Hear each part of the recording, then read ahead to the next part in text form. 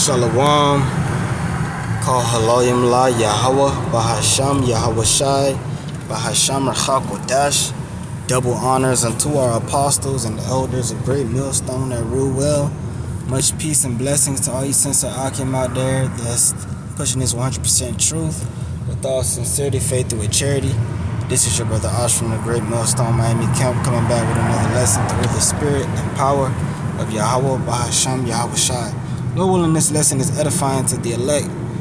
I just want to speak on something that I was meditating on, a point that we make against these people that we like to call the 1948ers. We have different names for them. Okay, the protected class. You gotta go by code when speaking about these people because they own everything, right? They control everything. The you know who's. And one point that I want to make is because the thing is, we already know videos like these are potentially, which really they want to classify it as this and that, which we know, that's all a part of the demonization and persecution of this truth. But the only point we're making, all we're saying at the end of the day, and when I say we, I'm speaking as the hopeful elect, starting with our apostles and elders of Great Millstone and the elders, the brothers on down. What we're saying collectively is that these people, their claim of being the descendants, the actual descendants, biblical descendants of Abraham, Isaac, and Jacob, that they are not descended from those people. Okay? Now, them being over there in the land right now, they have the land, they doing what they do, right? We're not telling nobody to attack these people or nothing. All we're saying is that these people, biblically speaking, if you want to keep it 100, they are not those people. And we know they're not those people. I don't want to hear about a DNA test. I don't want to hear about this or that. We know that cannot be possible because when you read the scriptures, when you read the Old Testament prophecies concerning the nation of Israel in the last days, considering the nation of Israel being delivered, the days of salvation, the time of the Messiah coming, okay, all those different prophecies, none of the prophecies fit these people being there over there right now. These people as a group don't fit the curses of Deuteronomy, the 28th chapter. These people, they don't fit scriptures like this that I'm going to read now. Because we see what's going on right now. Ever since those people been over there in the land, you've had war. And according to the scriptures, when the true people go back to the land, there will be peace on earth. After those people subdue the nations, right? It's going to be it's going to be a little violence initially. But that's not going to be a war. It's just going to be, you nations, we're just going to be getting you to submit. Just, you're not going to be able to stand and create an army and come against us. We're just going to use the Lord is going to use the power and just take you nations down. Take your power, which all your army is going to be thoroughly destroyed in World War III. And the point I want to make specifically in this video is that the scriptures which speak about World War III all throughout, there's prophecies of a third world's war. There's a prophecy for World War I. World War I is mentioned in the scriptures. World War II is mentioned in the scriptures. And the Great War, the scriptures speak about a great war, a third the third woe, when that takes place, that's gonna coincide with the return of the Lord. And after that, after World War III, then the true people will go back to the land. Not before, not prior to World War III.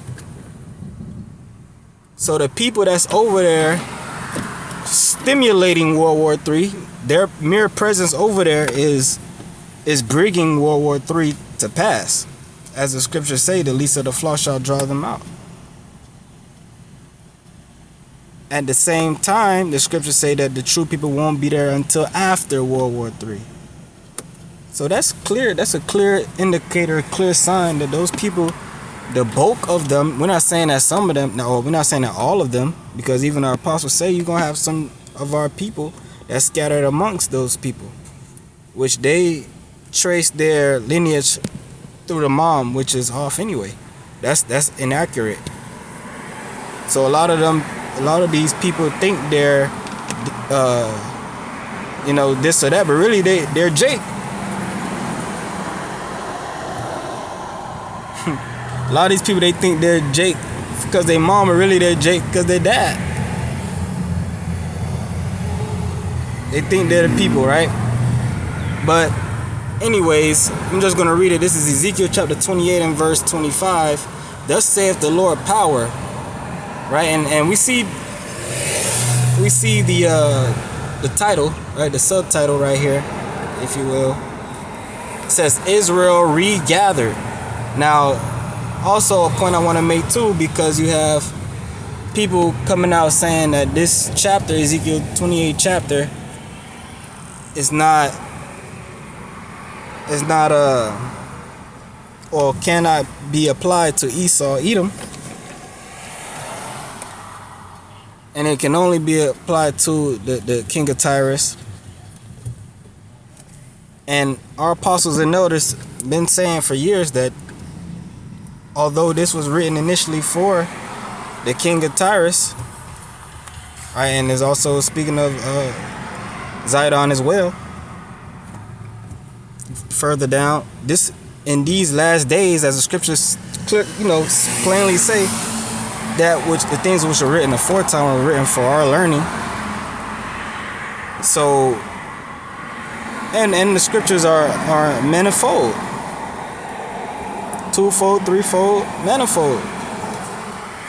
Our apostles have been saying this for day one, that this can be applied to Esau. And you read it, it clearly shows that it can be applied to Esau, Edom. But also, a main clue is when you read this, as I'm reading Ezekiel 28 and 25, thus saith the Lord power, when I shall have gathered the house of Israel from the people among whom they are scattered, and shall be sanctified in them in the sight of the heathen, then shall they dwell in their land that I have given to my servant Jacob. So that's a clear cut. The Lord said after he gathers his people from around the world, then they're going to go to their land, right? But check this, verse 26 says, and they shall dwell safely therein, and shall build houses and plant vineyards. Yeah, they shall dwell with confidence. And those people over there right now, they're not dwelling with confidence. They just had a strike, one of the deadliest strikes, I believe, in their history, from Lebanon. Those people scared to death right now. They're finding out that their so-called Iron Dome is not as strong as they hoped it would be. So let's keep reading. It says, it says, they shall dwell with confidence when I have executed judgments upon all those that despise them round about them, and they shall know that I am Yahweh their power. You see that? So when is the Lord gonna execute all these judgments on the nations round about them. That's talking about World War III. That's what Joel 2.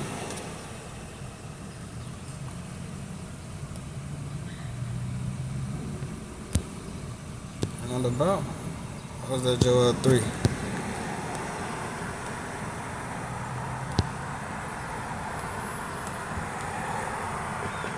Salakia. But before I get that, let me make that point. You see, it says, which we know this is talking about World War III, which I'm gonna prove it, Lord willing. We're gonna prove it through the Spirit. But the scriptures say that this judgment is going to happen first, and then the people going to go to the land. I read it again. It says, they shall dwell with confidence when I have executed judgments upon all those that despise them round about them. And they shall know that I am Yahweh, their power. This is talking about after we get in the land. Meaning the judgment is going to take place first on these nations, and then we're going to know that the Lord is with us when we're in our kingdom. But here we see right now the nations are clearly being gathered for the valley of the valley of Jehoshaphat. Gathered together for the war of Armageddon. The mountain of troops.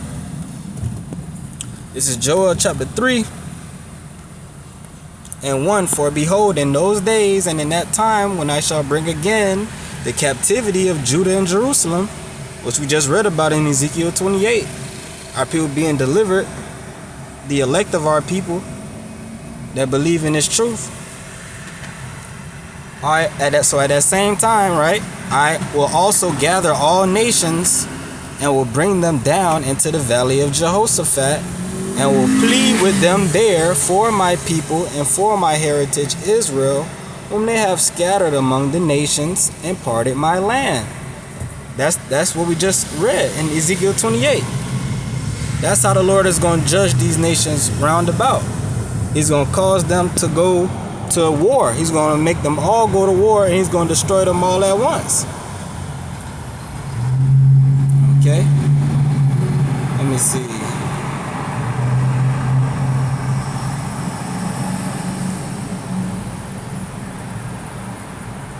Right, I'm going to jump down to Joel chapter 3 and verse 11. Assemble yourselves and come, all ye heathen, and gather yourselves together round about. That's what we just read in Ezekiel 28. When the Lord judged those nations round about them.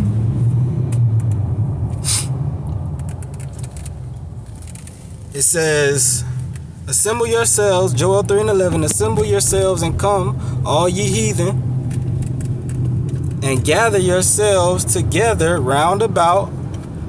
Thither cause thy mighty ones to come down, O Yahweh. Let the heathen be wakened and come up to the valley of Jehoshaphat. For there will I sit to judge all the heathen round about.